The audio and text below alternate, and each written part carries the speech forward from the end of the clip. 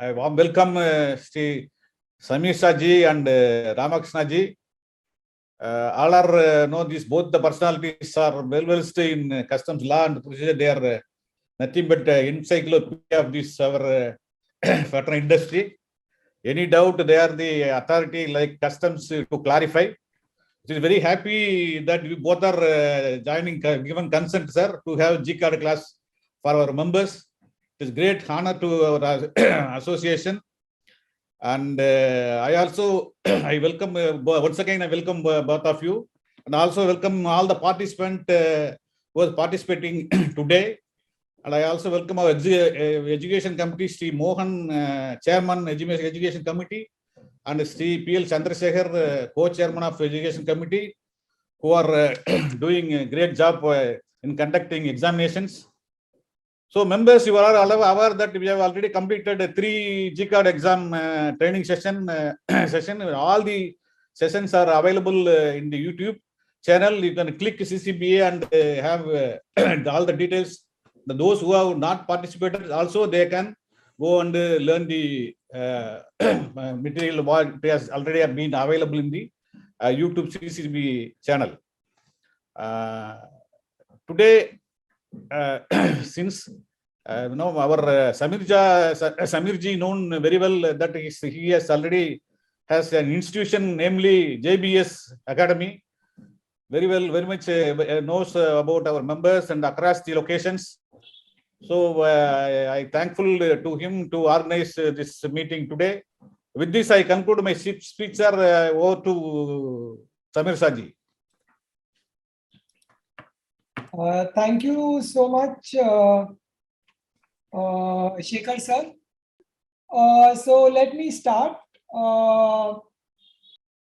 At the outset, we need to thank the CCBA for arranging this webinar. I do not speak a lot of Tamil, so besides Vanakkam, I cannot say much. But Rama sir will conduct half the session, and I will conduct the half the session. While the association has been doing training programs, what Rama sir and I have been requested to help you with is how to do the preparations and what to do as far as the preparations are concerned. Those are the 2 things for which we have been asked to help you out. So at the outset, my congratulations to each of you. Congratulations because you have undertaken to give the exam, which in itself is a very big thing. And as well begun is well finished. So since you've begun well, I am sure you will finish also very well. Best of luck to you with your preparations and best of luck for the examination. And lastly, on behalf of Rama sir and myself, thank you. Thank you for giving us opportunity.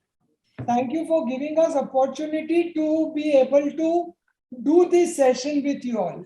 You know, whenever we get an opportunity to do a session like this, we ourselves learn a lot. So we are very happy that you all have given us an opportunity to teach you all something and share something with you. So thank you very much. We must understand that custom brokers in India handle more than 98% of custom clearances. Every day in India, Indian customs processes around 52,000 shipping bill and bill of entries, out of which 98% are handled by you and me. So we must remember that we play a very important role in India's economy, safety and security. And we should be very proud that we are doing this. You all are all very important people. And you must remember that you are responsible for all the export import which happens in the country. So very simply, please don't take your job very lightly. Take your job very seriously. Take this examination also very seriously. And remember that the entire working is going to be based on knowledge. The working is not based on relationship. I know the superintendent, I know the appraiser, AC is a very friendly person. I will phone him, he will do my work. All that does not work. What works is your knowledge. What works is the way you know that custom clearance is happening in India. So as long as you recognize that this is an industry based on knowledge, you will never make a mistake in your entire career. Rama sir and myself believe in this principle very strongly, that it is knowledge alone which has seen us through these 40 years that we both have been working. Now, we all know that custom brokers in India have to be licensed. The Indian Customs Act of 1962, Section 146 tells us that custom brokers in India have to be licensed. What does 146 say? It first says that anybody wanting to do custom clearance has to have a license. And secondly, it says that the board will make regulations for under section 146. Then what will the regulations talk about? The regulations will talk about qualification of person. They will talk about examination. They will talk about restrictions and suspension and revocation. Besides other things, these are the most important things that they will talk about. So the regulations that have been made under section 146 of the Customs Act are the custom broker licensing regulations. And the latest regulations are the custom broker licensing regulations of 2018.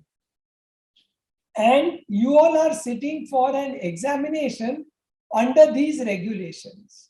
Now, these regulations by themselves are around 20 different regulations are there. But what is important for you is 3 regulations which are pertaining to your examination at this point in time.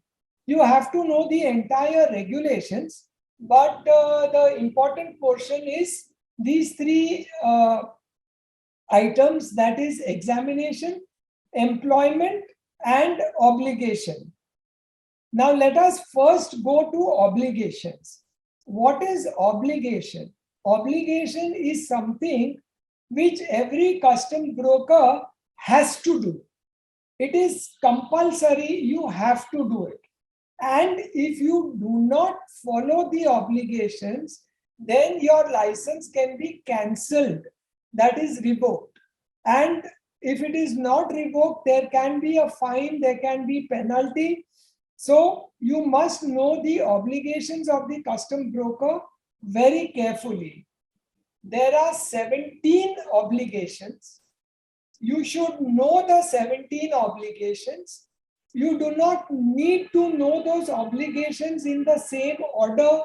You don't need to know the obligations with the same wordings, but you should know that there are 17 obligations. And what are these obligations talking about? The PowerPoint presentation will be shared with the association so that they can put it up on their website, and a recording of this session will also be given to the association. Plus, all of you who have sent us your email ID, we will send you this presentation tomorrow on the email ID that you gave us. So the main obligations would be that you need to take a letter of authority, that is authorization. You can work in the custom house only through an authorized employee. That is, your employee must have an H pass or a G card. The next important one would be advice. You have to advise your client on the act, the rules, the regulations, allied acts, and everything. Now, how will you advise your client? How will you advise your client if you are not knowledgeable? So, advice is very important. Second important portion is that you will do your work very sincerely, very diligently, very sincerely. Now, when you go to do your work very diligently and sincerely, knowledge again comes into the picture. You will not withhold any information. You will promptly pay the taxes which are received from the government, for the government dues from your client. You will not try to get any information from the government records. You will not attempt to influence the conduct of any officer. You will not refuse access to any information of your office. Whenever they ask you for any information, you will have to give that information. You cannot say that I will not give the information. You need to maintain records. I am noticing that everyone is writing their email ID in the chat box. You don't need to write it. You have already sent us your email ID. Okay, so don't write your email ID in the chat box. Then you are expected to work with a lot of speed and efficiency. Another important obligation is KYC. You have to do the KYC of every client for whom you are working. Then you need to inform of any change in your postal address. You need to maintain records for 5 years, and you need to cooperate with customs in all respects. So there are 17 obligations which are there on you under Regulation 10 of the CBLR 2018, and you must follow all of them correctly. Then comes Regulation 17. Regulation 17 is important because every action that a G card holder takes or an H card holder takes in customs can lead to cancellation of the license. So if you make a mistake, your company's license can get cancelled. You do something wrong, you misbehave, your company's license can be cancelled. So you need to be very clear that the G card holder is also a very important person in Indian customs. So don't think of yourself that you are junior or you are young or small or anything. It also says that the G card holder can be put a penalty.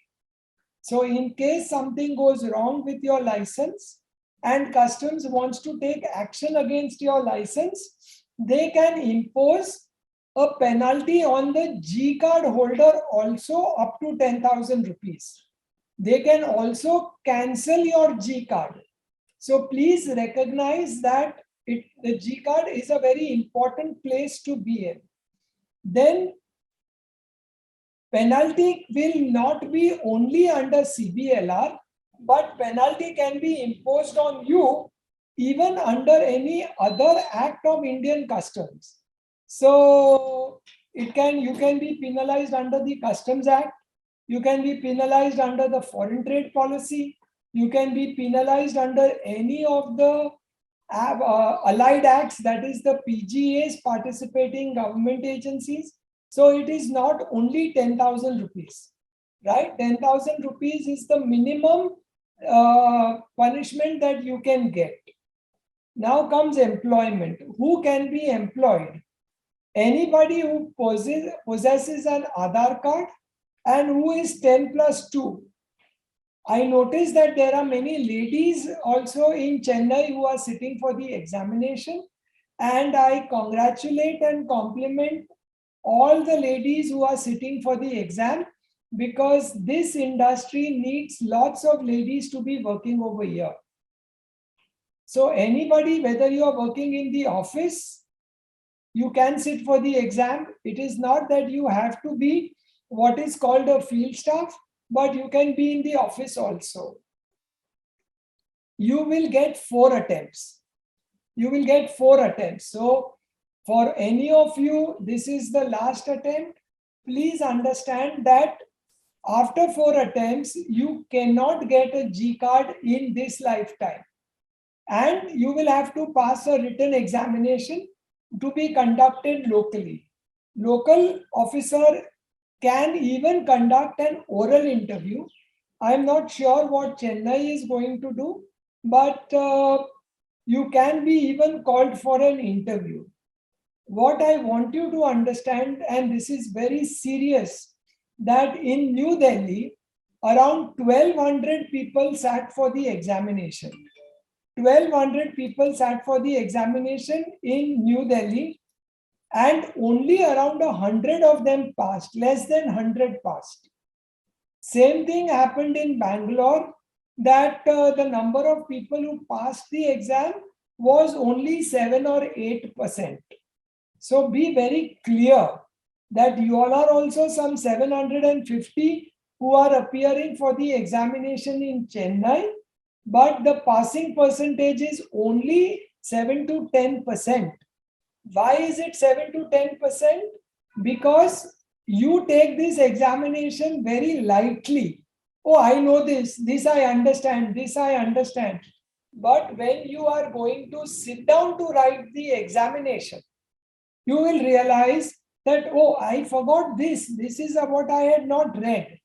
So whenever you are doing your preparations for G card, you must do your preparations very much sincerely, diligently, and seriously. Just think that you are sitting for your SSC examination.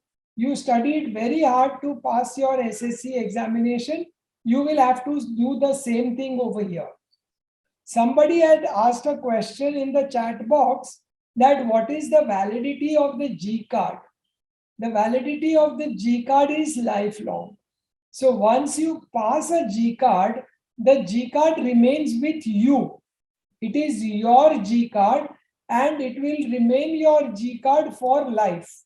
So please remember that it will be your G card for life. Then person should have a good knowledge of the Customs Act and clearance of goods and baggage. So you cannot say that I am not doing baggage, so I am not including you. And the person who will pass the examination will be given a photo identity called G card. So be very clear. Let us understand in India, how many people are there with whom we work, and on what syllabus can the customs ask you questions. We work with customs, which comes under Ministry of Finance. We are seeing BRC, AD code, etc. So we are working with Reserve Bank of India.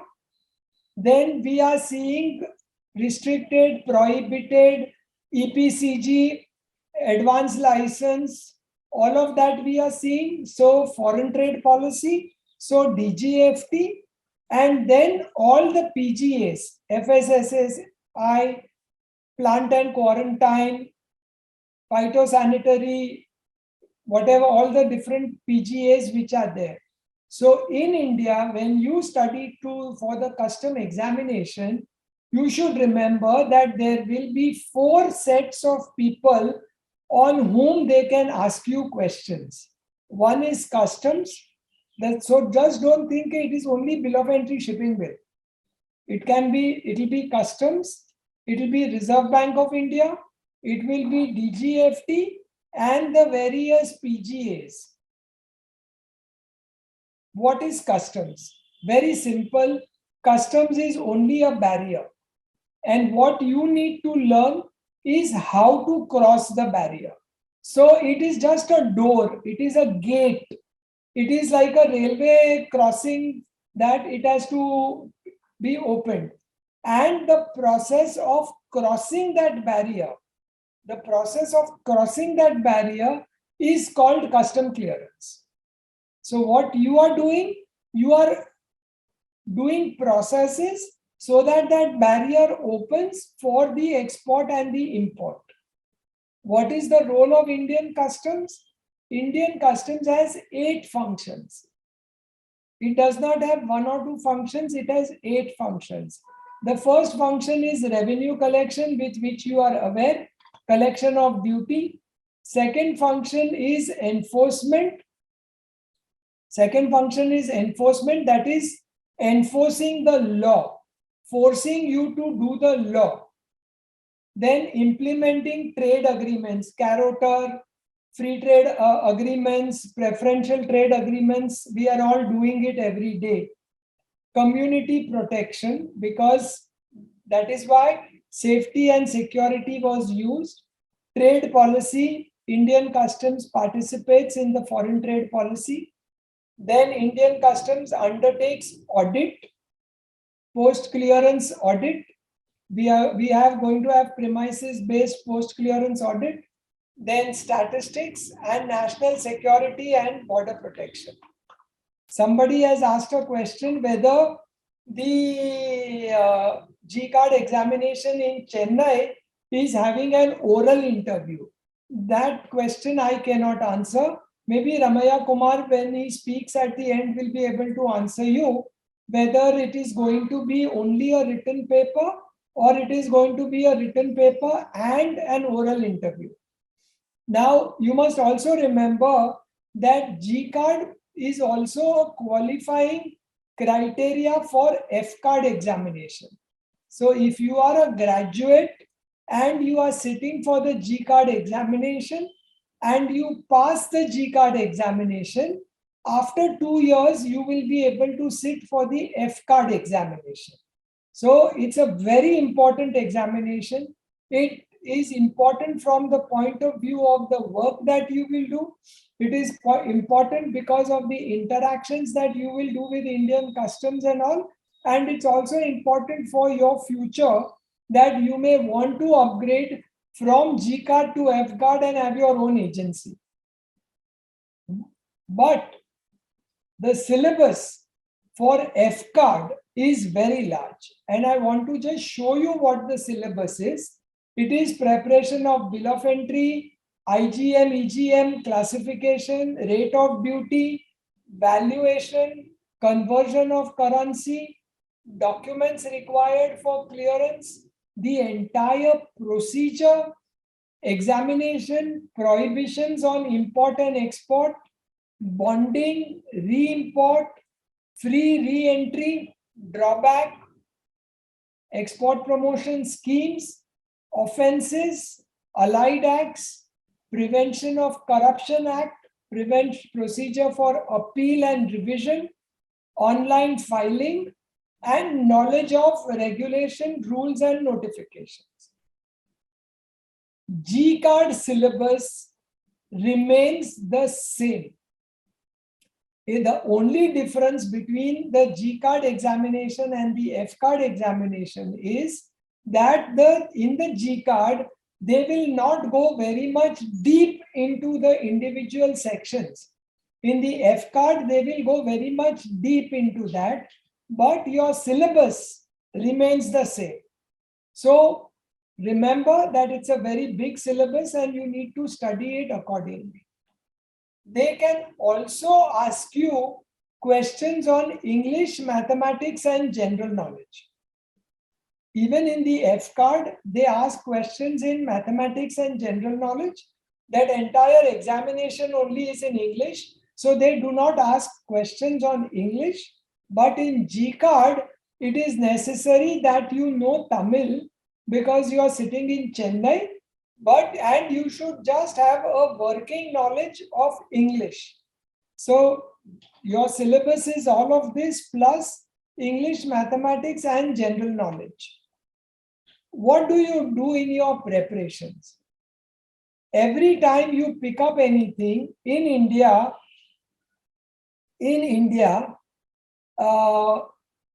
everything is written down. So whether you take the Customs Act, you take the Customs Tariff Act, you take the Drawback Schedule, you take the Foreign Trade Policy, you take all of it, there is always an index. So read the index number of times. Read the index every day, because once you will read the index many times, then you will come to know how the whole thing has been designed by Indian Customs. And then you will be able to remember, okay, bonding only this section to this section, post this section to this section, IGM, EGM, this section to this section. You understand? That is how the index becomes very important for you. Second is definitions. Get into definitions always. Read the definitions and try to understand the definitions properly. Then, very important, time limits. When you can do the work.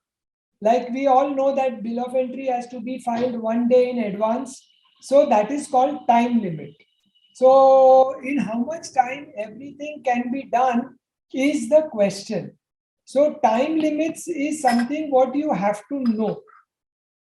The other important thing that you need to know is who is the proper officer. For any particular work, is it assistant commissioner? Is it additional commissioner? Is it appraiser or superintendent? So you should always know the proper officer.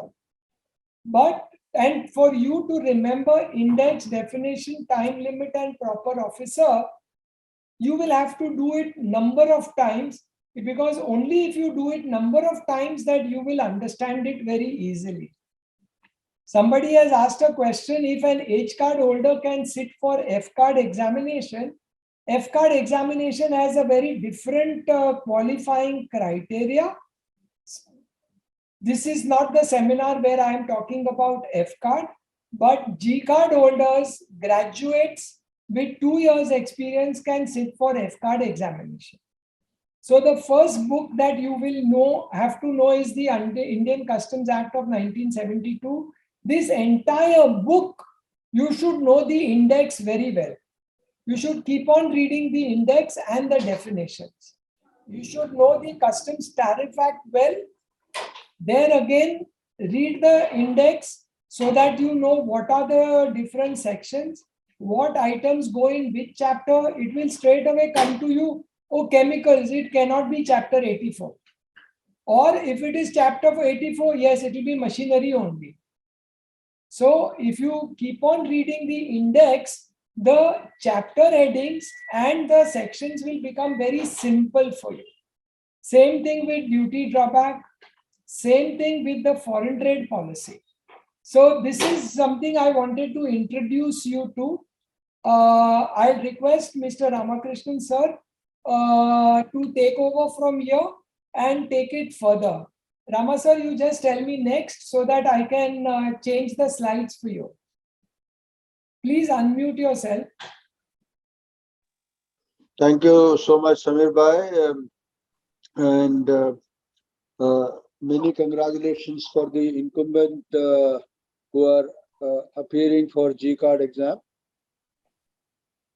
And as Samir Bhai said, that it is not a difficult exam, provided you study hard. If you study hard, I'm sure in Chennai, the results will be much greater than 7 to 8% what we have been realizing. Now, what to study, how much to study, important tips you've been already been explained thoroughly. இதுல வந்து 3 கொடுத்திருக்கு, self assessment, premises based audit and faceless. Self assessment na நீங்க வந்து section 17ல bill of entry, section 46ல bill of entry file பண்ற அந்த பண்ணும்போது section 17ல என்னெல்லாம் what are the என்னெல்லாம் இதுல வேணுமோ அது எவ்ரிதிங் அதுல நீங்க போட்டிருந்தீங்கன்னா அதுல சஞ்சித் பண்ணிருந்த டாக்குமெண்ட்ஸ்ல கம்ப்ளீட்டா சஞ்சித் பண்ணிருந்தீங்கன்னா based on that அது வந்து custom officer will RMSல வந்ததுன்னா it will be deemed as a self assessment and நீங்க என்னெல்லாம் டிக்ளேர் பண்றீங்களோ that is also deemed to be for the purpose of self assessment. அதே போல premises based auditனா நீங்க என்ன டாக்குமெண்ட்ஸ் ஃபைல் பண்ணிருக்கோ அந்த டாக்குமெண்ட்ஸ் ஆர்எம்எஸ்ல வந்தாலோ அசஸ்மெண்ட் பண்ணாலோ AEO clients AEO 1 2 3 types of clients யாரா இருந்தாலும் அவ கிட்ட தே கேன் அந்த இம்போர்ட்டர் கிட்ட வந்து custom officials can come and audit. அதுக்கு வந்து ப்ரிமைசஸ் பேஸ்ட் ஆடிட் சொல்றாங்க. அது ப்ரிமைசஸ் பேஸ்ட் ஆடிட்னா எந்த எக்ஸிம் ட்ரேட்ல இம்போர்ட்டர் இருக்காளோ அவ கிட்ட போய் அது ஆடிட் பண்றது. That is called the premise based audit. இதுல custom officers as a CHA உங்ககிட்ட வரலாம். அதனால நீங்க எவ்வளவு டாக்குமெண்ட் கிளியரா கிளீனா வச்சுருக்கோ அது this is good for you. The third is faceless assessment. Faceless assessmentனா எந்த கஸ்டம் ஸ்டேஷன்ல நீங்க பேப்பர் டாக்குமெண்ட் ஃபைல் பண்றதோ அங்க அசஸ் ஆகாம இன்னொரு இடத்துல அசஸ் ஆச்சுன்னா that is called as a faceless assessment. If there is any question on this, you can ask for it at a later time. Okay.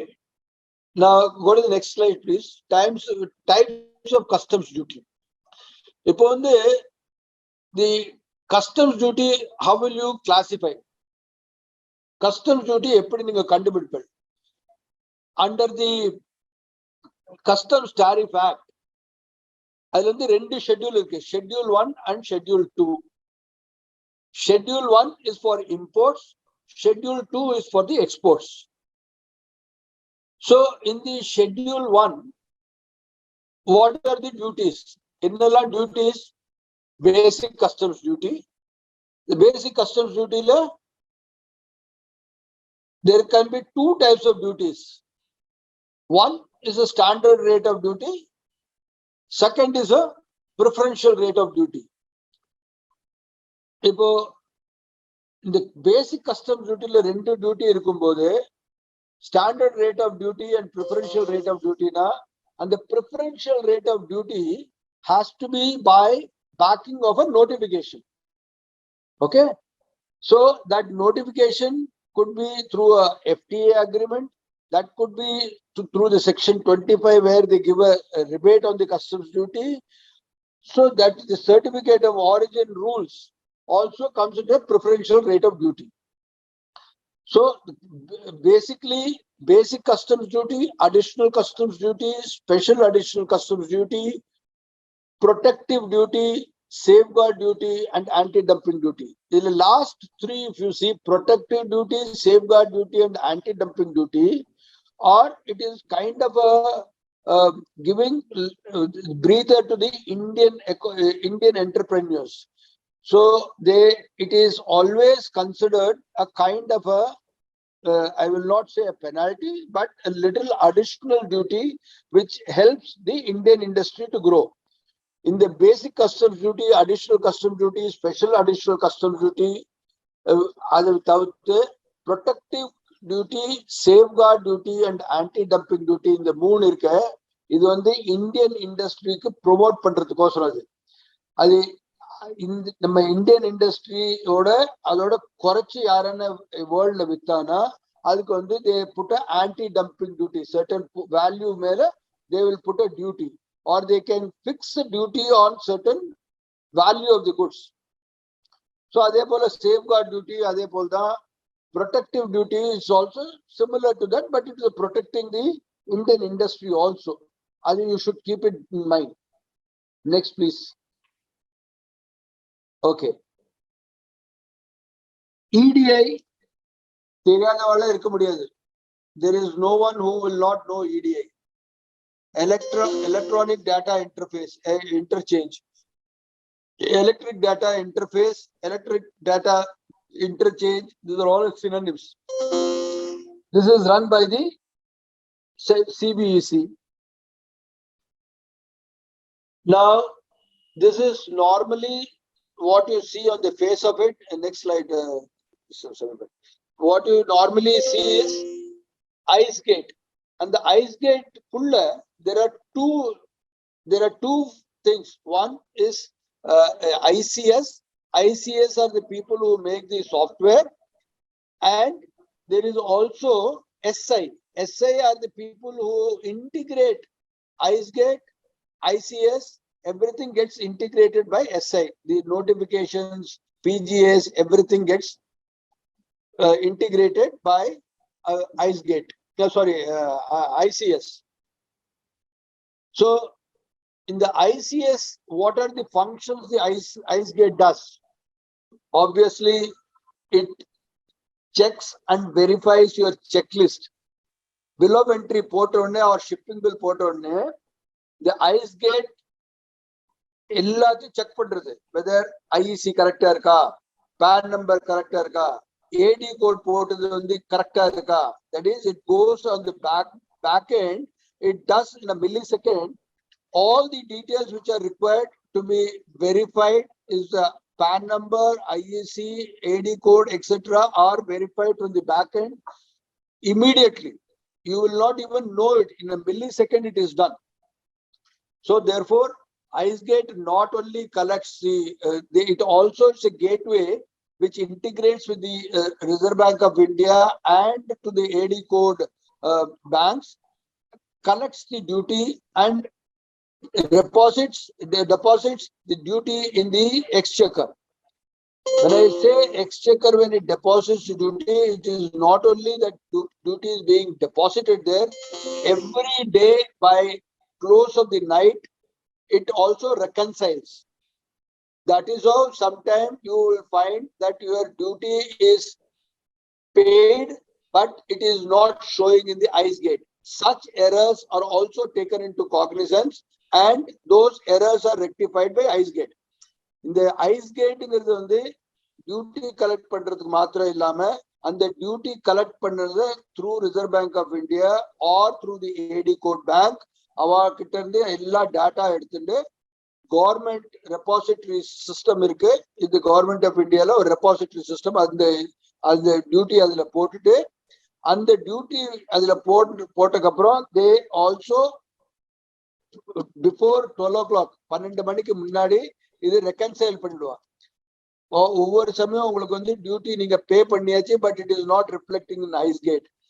அந்த பேசிஸ்ல வந்து அந்த டியூட்டி ரெபாசிட்டரி போனதுக்கு அப்புறம் அது மேட்ச் ஆகாது. மேட்ச் ஆகலைன்னா then only this kind of error comes. அந்த எரர் வந்து தே ரெக்டிஃபை தட் எரர். இது one of the reason only. Not that every time duty வரலன்னா அந்த ரெபாசிட்டரியில போகக்கூடாது. It is one of the condition only. And ஐஸ்கேட்ல வந்து இப்போ பார்த்தீங்கன்னா தெர் இஸ் அந்த வெப்சைட்ல almost 72 lakhs of people are hitting that website.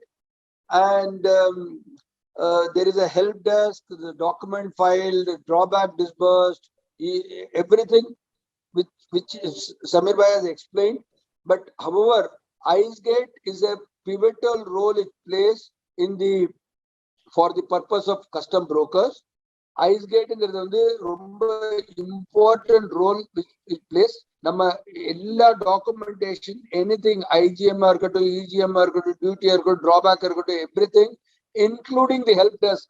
இமெயில்ல இருந்து ஆட்டோமேட்டிக் ரெஸ்பான்ஸ் வருது, கால் சர்வீசஸ் இருக்கு, எல்லாத்துக்கும் ICEGATE is very important. Next slide please. Okay, swift clearance. Swift clearance is single window interface for facilitating trade. And the all G card holders and H card holders must understand in the Swift single window.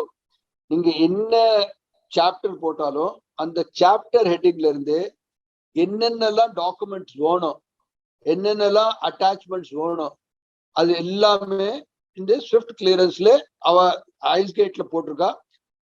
ஆனாலும் நீங்களே பார்க்கணும்னா இந்த ஐஸ்கேட்ல வந்து there is a duty calculator.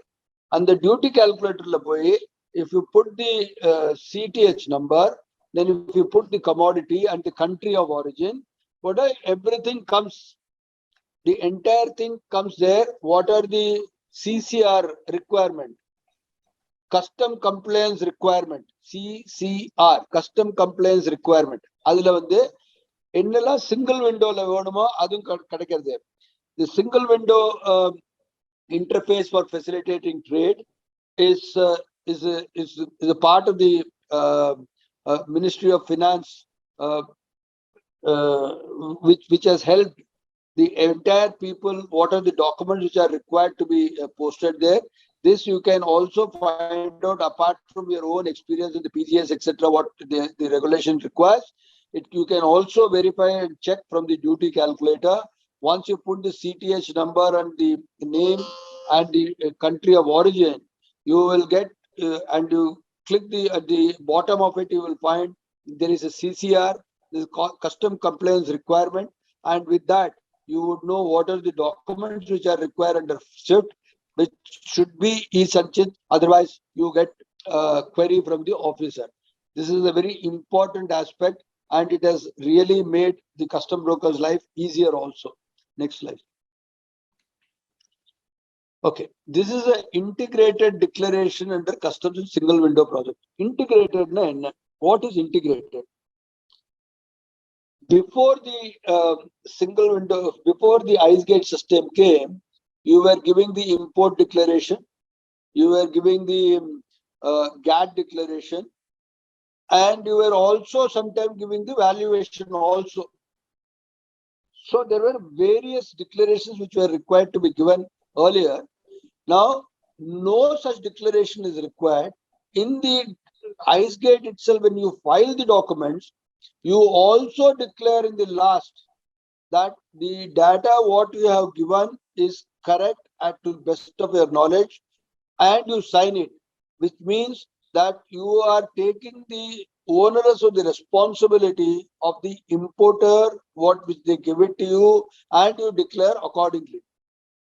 So instead of 9 separate documents which were earlier to be given, now it is replaced with one integrated declaration under customs single window project.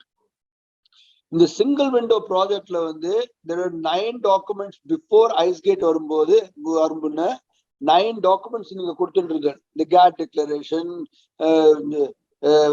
importers declaration, etc. etc. And 5 copy of the 4 copy paste pannuva, 5th copy is to be office copy. So now in the ellati replace panni, it has become an integrated declaration under customs in a single window project.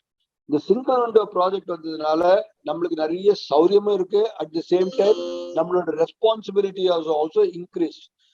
The single window project is, though it has facilitated us, it has also given immense responsibility on the custom broker to file the document properly. Next slide, please. Okay. What is a participating government agency? Samir sir, what is a participating government agency? FSSI, drug controller, textile committee, I think it is now 48 PGS participating government agencies. That means the participating government agencies are those which are required to be cleared as per the CTH requirement. The CTH order requirement as yaar participating textile, it has to go to textile committee. If if it drugs or cosmetics, it has to go to ADC. If it is any, if you have any agriculture produce or any of the item where there is an agriculture produce is there, then it has to go to plant and quarantine. There are 48 PGS, 47 or 48, I'm not too sure. 48, I think. 48 PGS are there. All those PGS are related to CTH wise. That is how, when I told in the previous slide, if you go to the CCR requirement, if you go to the ICE gate website and go to the duty calculator, put the CTH number and the product and the country of origin, you will get the entire CCR custom compliance requirement. So it is a very important thing. If you are asked the question about the PGA, you should be able to answer it. You should be, all the PGA's documents are listed in the IceGate for doing e-Sanchit. Every product, every PGA has been given a specific number. That number, of course, it is very difficult to remember all those numbers. But for plant and quarantine, FSSA, ADC, a textile committee, like this, there are 5 major PGAs which covers 90% of the product. For that, at least remember those serial numbers if possible. Otherwise, but at least you should know what are the documents to be uploaded for this as per the PGA on the single window. So I think this should be clear for you. Next is a complaints information portal. What is complaints information portal? The complaints information portal starts right from the IGM level.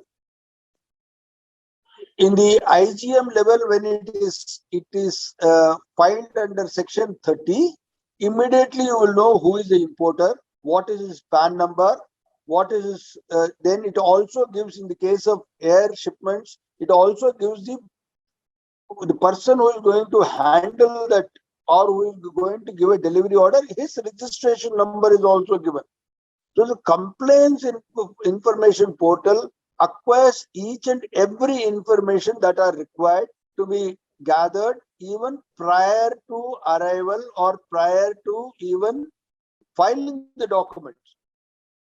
So this is a very, very important thing. Why do you go and check the IGM? When you check the IGM, you see whether the importer which has been mentioned as per the airway bill or the bill of lading is same. The weight which has been given in the bill of lading or the airway bill is correct. Who are the consignee? What are the documents that are required? All those information which to be matched with the documents, which is bill of lading or airway bill. And you would have already got set of documents in first prior to even arrival of cargo. So you must compare it so that there is no mistake. If there is a mistake, you need to be corrected. The complaints information portal IGM வரதுக்கு முன்னாடில இருந்து all the details என்னெல்லாம் உங்ககிட்ட இருக்கோ அது வந்து that is goods வரதுக்கு முன்னாடி, not IGM. goods வரதுக்கு முன்னாடில இருந்து IGM ஃபைல் பண்ண உடனே that அது வந்து கம்பேர் பண்ணி எல்லாத்தையும் கரெக்டா பாத்துக்கணும். இந்த கம்பேர் பண்ணும்போது அதுல வந்து யார் இம்போர்ட்டர், என்ன வெயிட் டிக்ளேர்ட், என்ன வால்யூம் டிக்ளேர்ட். வால்யூம் நம்மளுக்கு பில் ஆஃப் என்ட்ரில தேவை கிடையாது. ஆனா volume declared, if there is a difference, then it should raise a doubt in your mind. அது ஏன் அப்படி இருக்குன்னு. Then அது இன்ஃபர்மேஷன் போர்ட்டல்ல அது கிடைச்சதுன்னா then only you can file the documents. EGM enter பண்றதுக்கு முன்னாடி you can file the advance bill of entry, fine. But at the advance bill of entry la and the custom complaints information portal la edana difference irundhuna, then you have to go for an amendment. If as a custom broker, if there is we can also file the bill of entry in advance. If there is a difference in the IGM data and what you have as a custom broker, after filing the advance bill of entry, we go for amendments. So therefore, though the government of India insists that we have to file the advance bill of entry, and more than 70 to 75% of the documents are filed in advance bill of entry, but you must also ensure that all the documents which are there in the complaints portal, complaints portal, in the information portal, whatever is available, that should match with the document that you have in hand. If there is any difference, then it is worth waiting for the cargo to come in, and that cargo, the details which are given there in the system would be more authentic than what you have in hand. So again, in others also, you would be same thing as I told you about the PGA and other things. If you do not put those data, then it will not get cleared. Then it will be subject to query. Okay, risk management system. What is a risk management system? There is a device which have been made by the RMD, Risk Management Division, with the various PGAs complying with the data management system, have been programmed in such a way that based on the risk assessment of the importer, based on the country of origin, based on the valuation, based on the compliance, whether of the AEO, AEO2, AEO3 people, or there can be also a systematically it finds out that lots of other documents which have been cleared with the same shipper, same consignee, with the valuation being correct, it has not been reassessed for a value, etc., etc. There is a system by which the risk management system evolved a programming which gives the risk perspective of the imports. It can go to RMS, or it can raise an alert for examination, 100% examination. It can also raise alert for certain other parameters. For example, if it is if there is a variation in the what you call drugs and cosmetics, where or any food items where there is a minimum period which is required before landing into India. If it is short, also it gives an alert. So the risk management system, Ministry of Finance and RMD division or division and the division or based on the risk in the country in the value level, yar importer, in the product இது போல various நிறைய parameter எல்லாம் எடுத்து ஒரு risk management அனாலிசிஸ்க்கு they have made a program. அந்த program பிரகாரம் any document, for example the drugs, foods or any other item எதுல எக்ஸ்பைரி டேட் இருக்கோ அதுல மினிமம் எக்ஸ்பைரி பீரியட் வரதுக்கு முன்னாடி எவ்வளவு மினிமம் ஷெல்ஃப் லைஃப் இருக்கணும்னு இருக்கு. அந்த இல்லைன்னா that also RMD department gives an alert. So the risk management if everything is correct, நீங்க previous bill of entry நீங்க import பண்ணதுல there is valuation query கிடையாது, ஒண்ணும் கிடையாதுன்னா then it can also give you a RMS ல paper போயிடும். RMS ல போயிட்டு RMS ல also ரெண்டு, one whether the assessment and examination has not been prescribed is one type, ஒன்னு second type where the assessment is manual and examination is exempted. Third is assessment is through the system, examination is physical. So there in the risk management system there are three categories of risk management they have defined. One is both assessment as well as the examination. If it is not prescribed, then it is a full RMS. Otherwise, if it is the import, the assessment is not required, but examination is a must. Third category is the assessment is a must and examination is exempted. Risk management, as per that, if there are three types of risk management has been analyzed, and this also goes the same method is for AEO tier 1, 2 and 3. Tier 1, 2 and 3, there are tier 2 and 3. There are a lot of trust-based assessment is done. Still, the RMD can always call for any kind of a assessment. Next slide, please. In the movers application, movers warehousing and other operation in warehousing regulation 2019. இந்த movers application என்ன? நம்ம bond பார்த்திருக்கோம், section 59ல bond பார்த்திருக்கோம், section 49ல ஸ்டோரேஜ்னு பார்த்திருக்கோம்.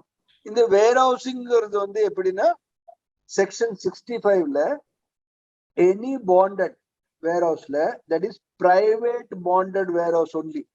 Public bonded warehouse, private bonded warehouse ரெண்டு இருக்கு. அதுல வந்து பப்ளிக் பாண்டட் வேர்ஹவுஸ்ல இந்த வேர்ஹவுசிங் மூவர்ஸ் ஆபரேஷன் கிடையாது. இது வந்து section 65ல it is allowed only in the private bonded warehouse. அந்த private bonded warehouseல இந்த மூவர்ஸ்ல என்ன ஆகும், you can import the material. import பண்ணும்போது that is capital goods, raw materials, consumables, components, என்னத்தை வேணா நீங்க இம்போர்ட் பண்ணலாம். இம்போர்ட் பண்ணும்போது உங்களுக்கு டியூட்டி கொடுக்க வேண்டாம்.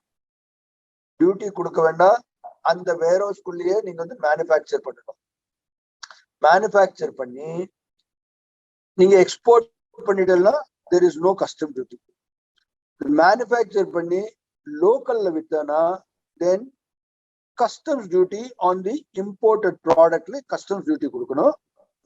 எது லோக்கல்ல வித்துருக்காலோ அதுல வந்து ஜிஎஸ்டி இன்வாய்ஸ் கொடுத்து அந்த ஜிஎஸ்டி பே பண்ணணும். சோ இந்த மூவர்ஸ் அப்ளிகேஷன் என்னெல்லாம் பண்ணும், இந்த மூவர்ஸ் அப்ளிகேஷன்ல ஈவன் கேபிட்டல் குட்ஸ் வந்தா கூட அதுல கூட டியூட்டி கொடுக்க வேண்டாம். பட் என்னைக்கு அந்த கேபிட்டல் குட்ஸ் டீபாண்ட் பண்றோ அது எக்ஸ்போர்ட் பண்ணிட்டா டியூட்டி கிடையாது. திருப்பி டொமஸ்டிக் செக்டருக்கு எடுத்துட்டு போனா அதுல டியூட்டி உண்டு. அண்ட் என்ன டியூட்டி உண்டு, when you had imported, எப்போ நீங்க இம்போர்ட் பண்ணாலோ அன்னைக்கு என்ன டியூட்டியோ அந்த டியூட்டியை கொடுக்கணும். So under movers under section 65, under the movers manufacture and other operation in warehouse regulation 2019, where you can import capital goods, consumables, components and other raw material for manufacturing of a product. And for that manufacturing of a product, you would not be paying any customs duty which comes into the movers warehouse. The movers warehouse is allowed only for private bonded warehouse. It is not allowed for a public bonded warehouse. This is one clause which you should always remember. Movers license under section 65 is applicable only for private bonded warehouse. When you manufacture the goods and export the product, you are not subject to any kind of duties or drawback. But if you are manufacturing the product and selling it domestically, you would be paying the customs duty on a deferred manner, which means at the time of removing the goods, the finished product, then only you will be paying the customs duty on the imported raw material or finished on the imported raw material, consumables, components. And for what you have taken to the domestic area under DTA, you will be paying only the GST by issuing the GST invoice. I hope this is very clear. Under the movers section 65 the warehousing operation, private bonded warehousing operation பண்ணும்போது என்ன product manufacture பண்ணாலும் export பண்ணினா duty கிடையாது. அது வந்து டொமஸ்டிக்ல வித்தா you will be paying duty. One more thing, and the raw material component consumables 3 months kapram, that is after expiry of 90 days kapram, as it is domestic tariff area la vitta, there is no interest. 91st day onwards, அது அப்படியே domestic area la vitta, there will be interest like a normal bonded warehouse. If any circumstances arises that the component consumables and other raw material which are imported for movers application or warehousing manufacturing application, if it is sold in the domestic tariff area within 90 days, there would be no interest like section 59 bonded goods.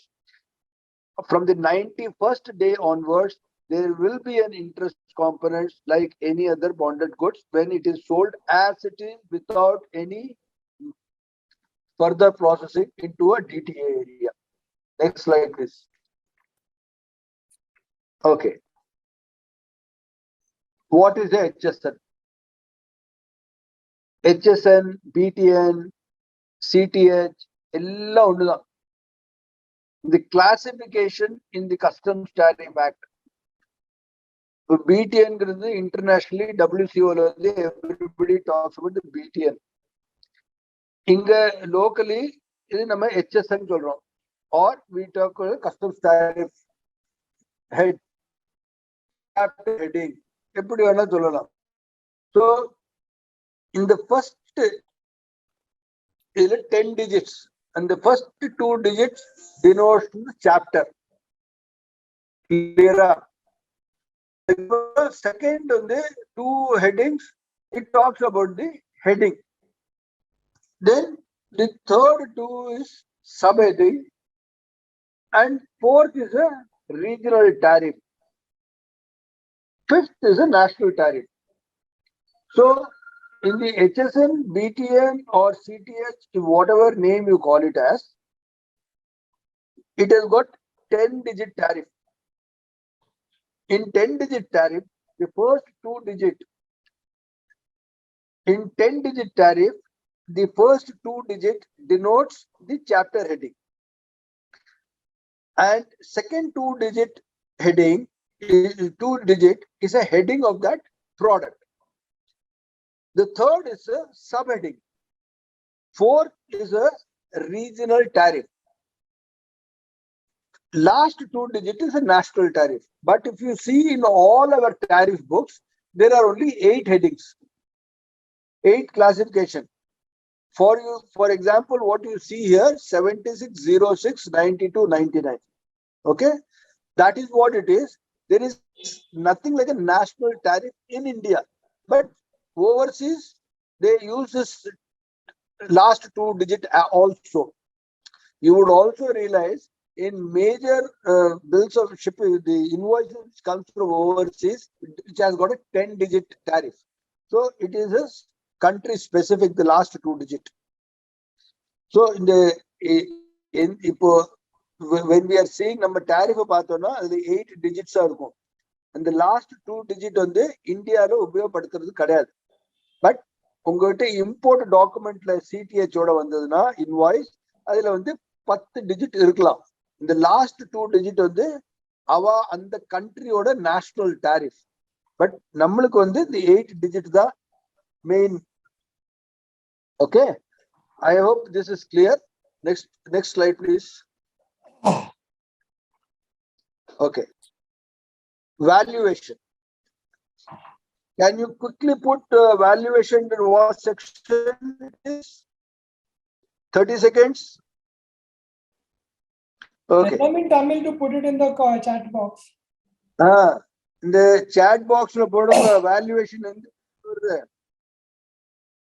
correct. A sir to everyone, section 14. Where yaru kadiyada? Okay, section 14 is valuation. Okay, section 14, Jag Ganesh, section 14. In the chapter படிச்சாலும் whether IGM nu சொன்னானா it should relate to section 30. Okay, valuation na 14, dutiable goods na 12. அதுபோல you should be able to relate the sections. அந்த relate பண்ணாதான் உங்களுக்கு exam எழுதுறது ரொம்ப ஈஸியா இருக்கும். That is how Samir sir சொன்னார், அந்த ஹெட்டிங்ஸ் வந்து திருப்பி படிச்சுட்டே வந்தோம்னா it becomes easier for you to know என்ன செக்ஷன்ல என்ன சாப்டர் வருதுன்னு. Okay, so importantly, import valuation rules or export valuation rules comes under section 14. I was just telling you in Tamil that those who are not understanding, I suppose 100% of the people in this group understand Tamil. For good order's sake, whenever you read anything, if it talks about valuation, even a query on valuation, you should be able to relate to the section which is section 14. If you say a duty concession, then by a notification you should relate to section 25. On the custom tariff goods, if there is a value which is given for certain items, then you must always know it is under section 14. For example, brass scrap, gold, silver, palm oil, etc. This all comes under section 14. So you should be able to relate each and every chapter with the chapter heading, the act. So that is how Samir sir has said that you please read the heading again and again, 5, 6 times, 10 times, 10 times you read, you will know what under what chapter, what section, what heading comes in. The import tariff valuation rules 2017 and export valuation rules 2007 denotes the valuation which is the correct valuation which is for the imports or exports. When I say imports or export valuation, a certain amount of value is supposed to be on the determined value, which is called as the transaction value. How a transaction value has to be correct and proper, it could be through a contract, it could be through a letter of credit, it could be through normal market condition. So under these circumstances, import valuation rules are governed. Similarly, the export valuation rules are also governed in the same process. Now, today, export valuation rules, why it is important is that the government of India gives you incentives in way of drawback by the IGST refunds, and also by giving you the road tap or ROSL. The import valuation rule imported to section 14, export to section 14. In the import valuation rule important is the valuation of the product. ஒருத்தருக்கு கம்மியா இருந்துட்டு இன்னொருத்தருக்கு ஜாஸ்தியா இருக்கக்கூடாது. Everybody எல்லாருக்கும் ஒரே valuation ரூல்ஸா இருக்கணும். ஒரு ப்ராடக்ட் இம்போர்ட் பண்றதுக்கு அந்த வேல்யூ கரெக்டா இருக்கா, அந்த valuation declaration is based on the transaction value சொல்றா. அந்த டிரான்சாக்ஷன் வேல்யூவை நீங்க தான் ஜஸ்டிஃபை பண்ணணும். ஆஸ் அ கஸ்டம் புரோக்கர் நீங்க இந்த வேல்யூ வந்து ஜஸ்டிஃபை பண்ணும்போது இம்போர்ட்டர் கிட்ட இருந்து டிக்ளரேஷன் வாங்கணும். அவங்களுக்கு லெட்டர் ஆஃப் கிரெடிட் இருந்ததுன்னா அதை பத்தி பேசலாம். ஆர் ஏதாவது கான்ட்ராக்ட் இருந்து இந்த கான்ட்ராக்ட் ரெஜிஸ்டர் பண்ணிருந்தா அது போல பண்ணலாம். இந்த அதே போல import valuation export valuation is also important. அது ஏன் முக்கியமான அந்த எக்ஸ்போர்ட் வேல்யூவேஷன்ல கவர்மெண்ட் ஆஃப் இந்தியா உங்களுக்கு வந்து இன்சென்டிவ் கொடுக்குறது. இன்சென்டிவ் எப்படி டிராபேக்ல கொடுக்குறா, ஐஜிஎஸ்டி ரிஃபண்ட் கொடுக்குறா, தென் உங்களுக்கு வந்து ஆர்ஓஎஸ்எல் ஆர் ரோட் டேப் இதெல்லாம் கொடுக்குறா. முதல்ல எம்இஎஸ் வந்து எம்இஎஸ் போய் ரோட் டேப் வந்துருது. ஸோ இந்த எக்ஸ்போர்ட் வேல்யூவேஷன் ஜாஸ்தியா இருந்ததுன்னா கவர்மெண்ட் எக்ஸ்செக்கருக்கு it is a loss to them. நீங்க வந்து ஒரு ஆர்குமெண்ட் அது இருக்கு, ரோட் டேப் தட் இஸ் அந்த எக்ஸ்போர்ட் வேல்யூவேஷன்ல இன்சென்டிவ்ல டிராபேக்லாம் இப்ப எல்லாம் குறைஞ்சு போச்சு, அதுல வந்து அதோட டிராபேக் வேல்யூ பிக்ஸ் பண்ணிருக்கா, அதெல்லாம் கணக்கு கிடையாது. எக்ஸ்போர்ட் வேல்யூவேஷன்னா it should be right and appropriate correctly. So இந்த எல்லா export valuation and import valuation DGCI எல்லாத்தையும் டேட்டா எல்லாம் கலெக்ட் பண்ணி இன்டர்நேஷனலி WCO டிஸ்கஸ் பண்ணுவா. Then only there is a balance of trade சொல்றால எவ்வளவு இறக்குமதி ஆயிருக்கு, எவ்வளவு ஏற்றுமதி ஆயிருக்கு, அந்த எல்லா டேட்டா எடுக்கிறதுக்கு இந்த valuation is important. For the purpose of import and export valuation, it is also important that irrespective whether the value is whether the drawback is determined by the value cap or not, the valuation has to be correctly given, not only for the purpose of revenue, but at the same time, the valuation is also important, which is collated by DGCI, and DGCI gives the data to the Ministry of Finance, which are normally discussed at the bilateral trade agreements and also discussed in the WCO, which is very important. Next slide, please. This is what they have to read up on their own and they have to cover it. If you can just explain that much to them. Yes. The import procedure, export procedure, courier, exemption, remission, re-import, re-export. Re-import, what is the section? Can you put it in chat? Re-import in the section over there. Quick, 30 seconds. Correct. Abdul Samad. Mohan Sundaram, I think there are only two people. JLL TG, section 20. Very good. Very good. That is how it is.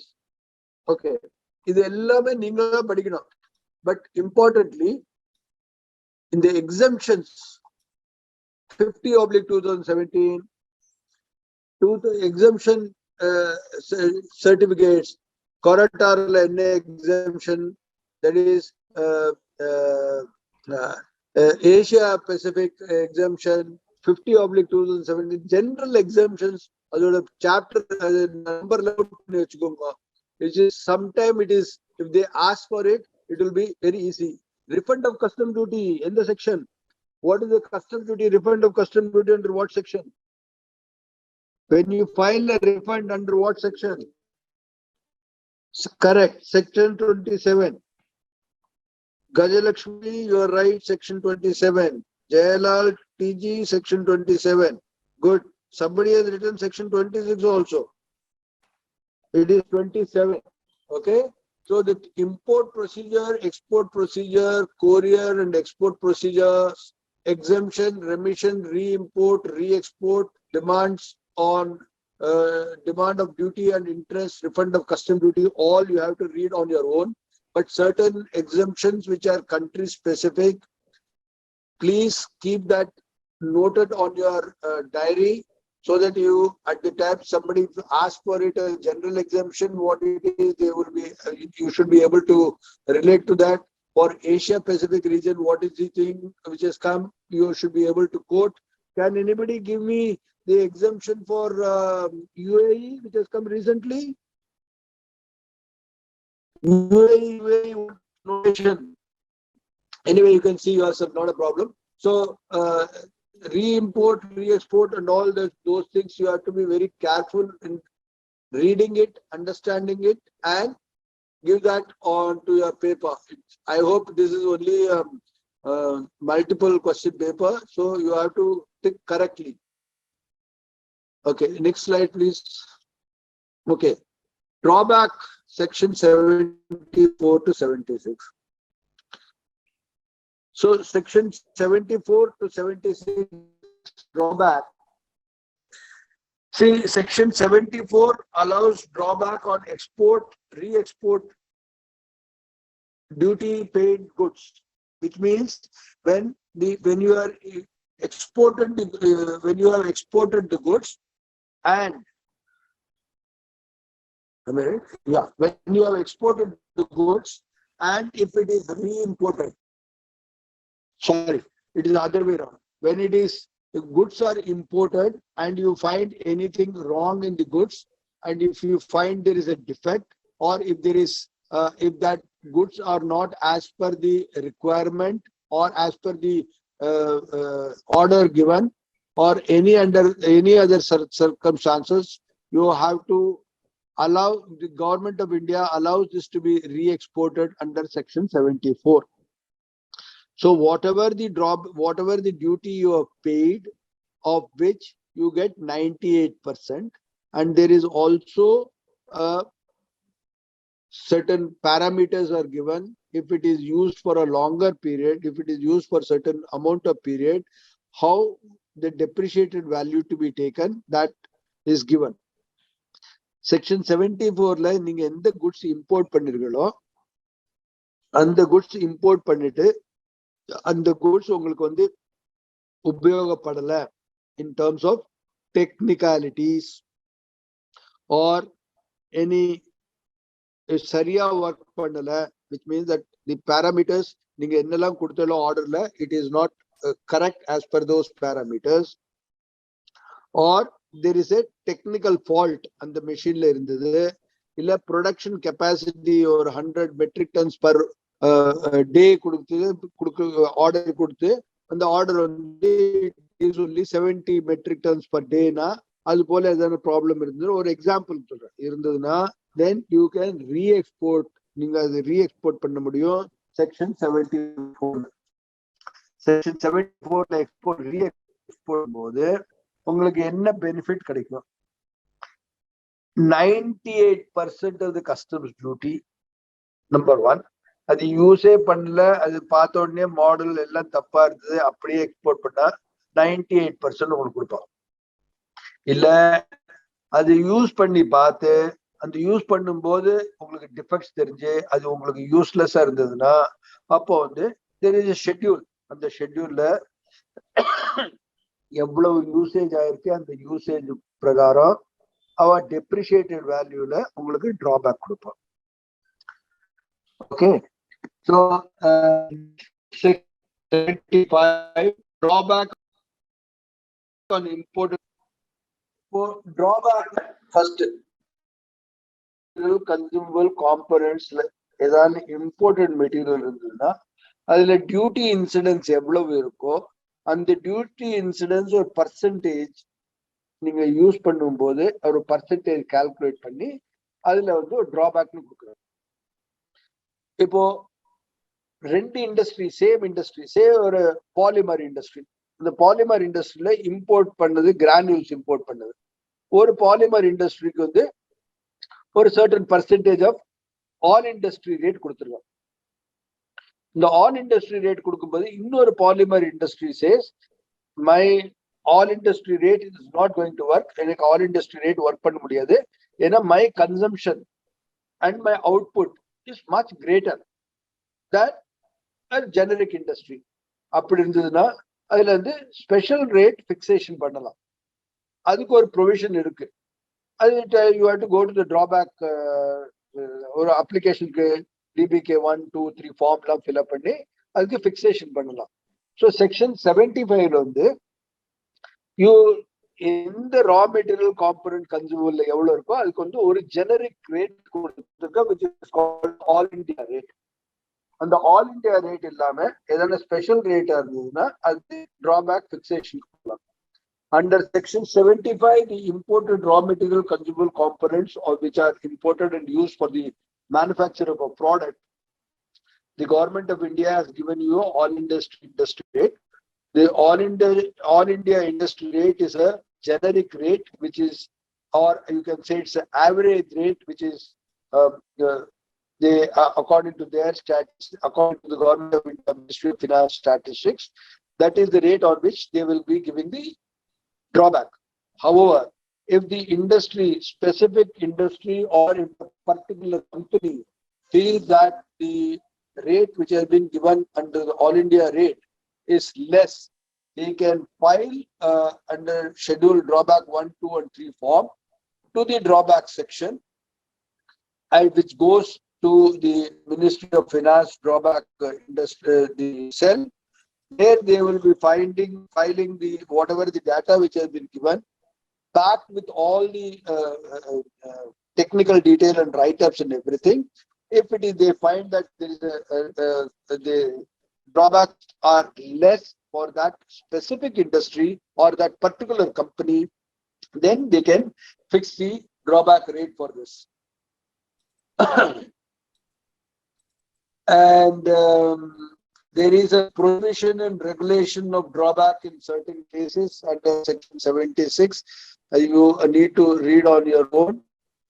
Enforcement powers of the custom officers, that is under Customs Act, repeal and revision, is all these sections. Unless until you go through on your own, penalties are big section, appeal and revision is big section. Prohibition is another section which you must read. It is interlinked. 11, 110, 114, 117, 128. These are the chapters which are related to powers of custom officers, penalties under Customs Act and appeals and revision. Next please. What are the custom clearance?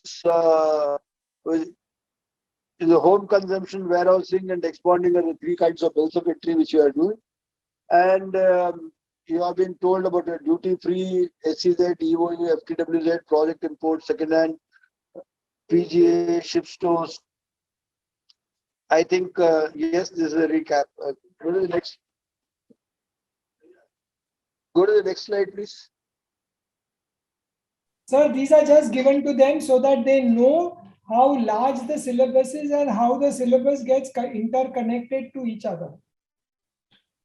Okay, but you should also under all these things, what are the sections which are involved? What Yeah, are one the minute. rules of certificate 1 minute, origin? 1 minute, sir, 1 minute. How Then you take them, sir, you take them directly here. Your model that a bill of entry is so many sections, a shipping bill is so many sections, and the relevant important sections are so and so.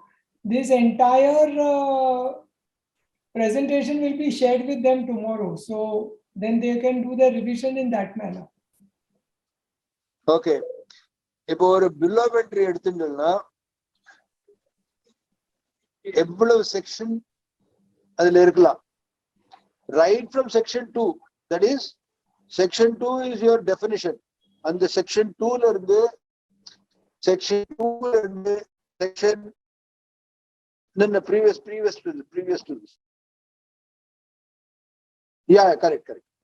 So section 2 ல இருந்து section 12, which is a dutiable goods, அதுல இருந்து section 13, section 19, section 20, 21, இந்த எல்லா chapters இங்க கொடுத்திருக்காங்க, section கொடுத்திருக்காங்க. இந்த எல்லா செக்ஷனும் you must know. ஒரு bill of entry எடுத்து you yourself do this exercise. ஒரு செக்லிஸ்ட் எடுத்துக்கோங்க. ஒரு செக்லிஸ்ட் எடுத்துட்டு you start putting the section. Okay. Section 46 ல bill of entry file பண்ணல. What is next? Is the proper, who has assigned the proper officer? Who assigns the proper officer? Go to section 4 and section 5. அது போல ஒவ்வொன்றா நீங்க பார்த்துட்டே வந்தீங்கன்னா you will find in bill of entry there are more than 58 or 59 sections which are governed. அது போல shipping bill எடுத்துட்டீங்கன்னா at least 10 to 12 shipping bills ல இருந்து at least 1 to 12 sections are covered. So it is a very easy way of remembering. For 12 dutiable goods, 14 valuation, 15 assessment of bill of entry, the date of determination or rate of duty, section 17 assessment, section 18 is provisional, section 19 is if the more than different products under one rate which has been given under the invoice, where you take the maximum rate of duty under which you file the bill of entry. And section 30 it should go to IGM. Section 47 and 49 and 49, you should also compare what difference between 49 and 59, 30 and 47, 60, 50, 40, 49, 47 and 51. 47 is out of charge. 40, why section 48, 30 days kapra enna ho? All those sections, when you are doing it every day when you are doing it, keep noting down the sections. Once you note down the section, that will go like a film in your mind. So in a bill of entry, what are the sections involved? If you say section 149, what is a clerical amendment or arithmetical mistake you have done? Section 154, like that. Relate பண்ணணும். Every amendment, every mistake, everything, or every valuation or determination or rate of duty. For difference between 15 and 16, section 15 only for imports, section 16 is for exports. Like that, you must learn it. Samay bhai, go to the next slide, please. This is the shipping bill, and then there is a complete important section listing also, right from the beginning. Yeah, I saw that. So these are the things which they have to learn how they have to do it. See, for example, section 7 and 8, section 7 gives you the place where the entirety of the place which are bonded is section 7. But section 8 talks about where exactly the commodities can be offloaded and examined.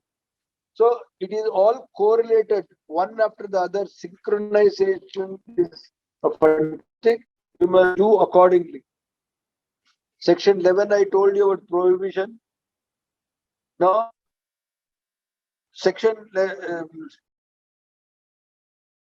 so section 27, we talked about the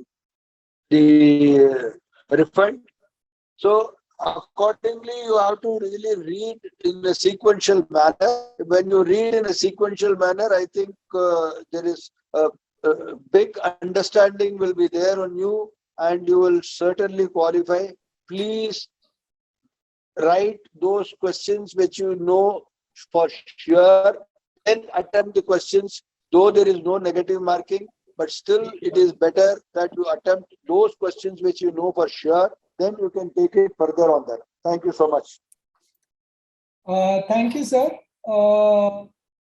That was very kind of you. Okay, then can I hand it over back to Mr. Chandrasekhar or Mr. Ramaya Kumar? Yes, sir. Sir, somebody is asking IGCR rules, sir. Can you explain, sir? Rama, sir? IGCR rules is for the manufacturers who want to avail a concessional rate of duty for the raw material and components what they are importing.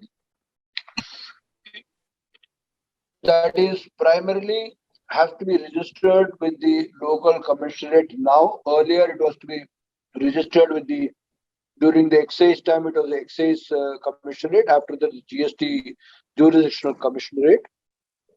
Now for the sake of quickness in clearing the goods and registration, the IceGate has come out. When I'm saying IceGate, please learn it as a DG system.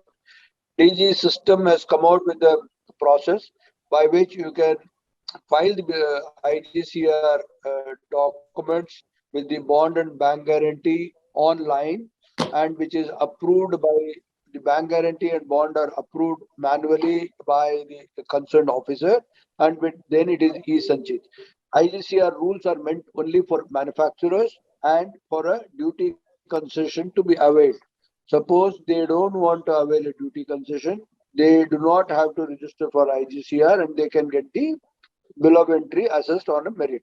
The IGCR is the component consumables and concessional rate of duty la manufacturers kunde, it is traders kadiyade.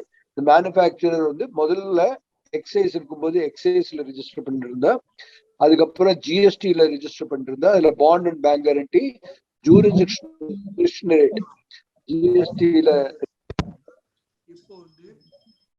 இப்போ DG system ஒரு module கொண்டு வந்திருக்கா. அந்த மாடியூல்ல online எல்லாத்தையும் register பண்ணலாம்.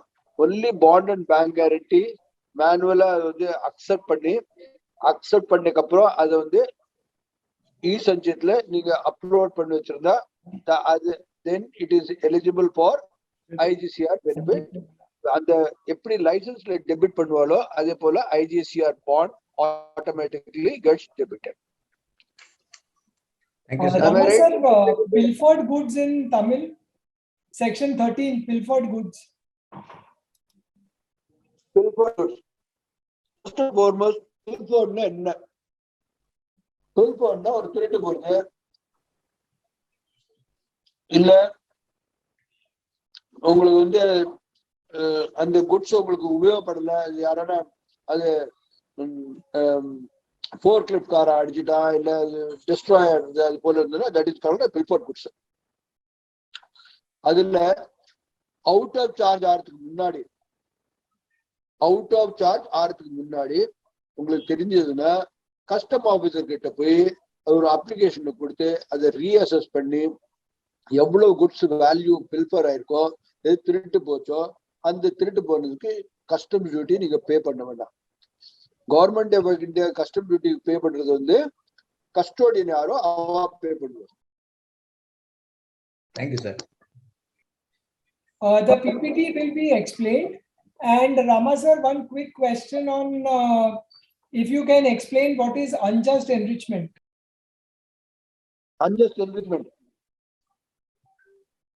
Yeah. எல்லாத்துக்கும் unjust enrichmentனா என்ன மீனிங்னு தெரிஞ்சுக்கணும். What is unjust enrichment? You should know the meaning first. That is the credit what you cannot take and should not take. If you have taken, that is the unjust enrichment.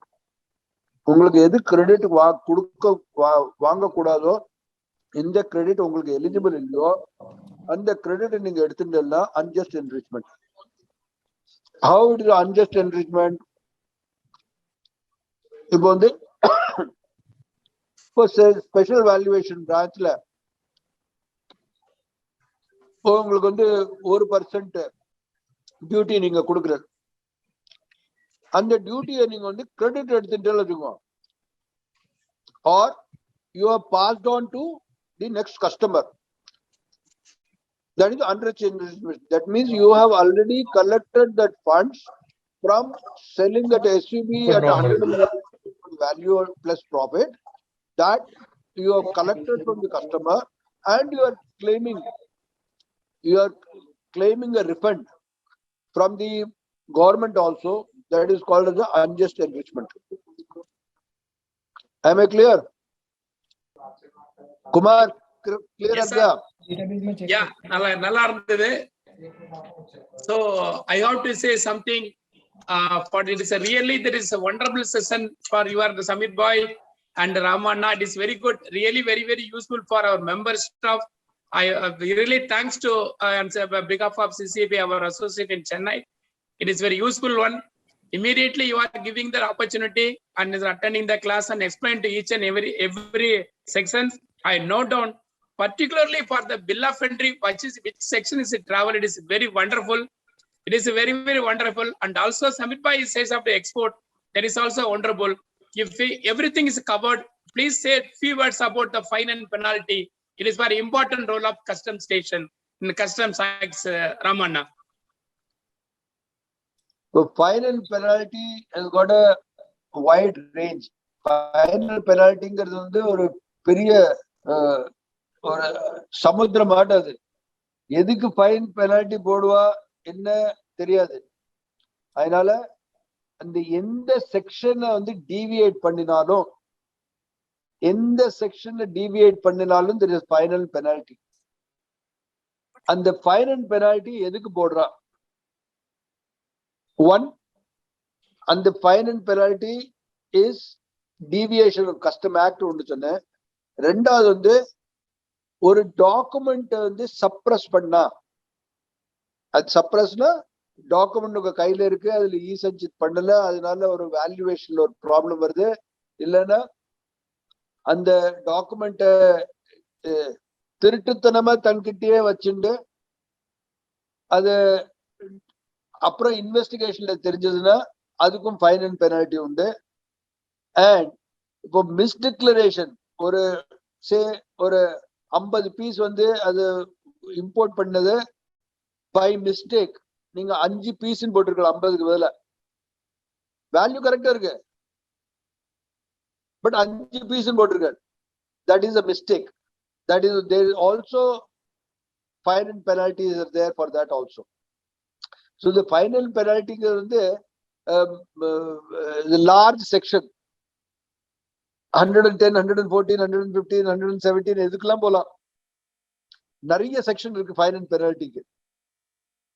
But as a custom broker நம்ம கிட்ட என்ன document இருக்கோ அதை ப்ராப்பரா இ-சஞ்சித் பண்ணி அது declare பண்ணிட்டா we will not be subject to fine and penalties. That is what I am expecting from you, which is our member have to understand, the member staff have to understand when they are going to write the examination. Before that, they must know, because he is also responsible person of the trade. That is what I request now. Is done a very good explanation. Thank you so much. Thank you, Samir Bhai ji and Ramanna. Namaste. Nandri. Thank you very much. Anyway, I will close the webinar now. Thank you so much, and all the very best to all the participants from Rama sir, myself, and all the senior custom brokers in India. We want all of you to do well, because you all are the future of the custom clearing business in India. All the very best.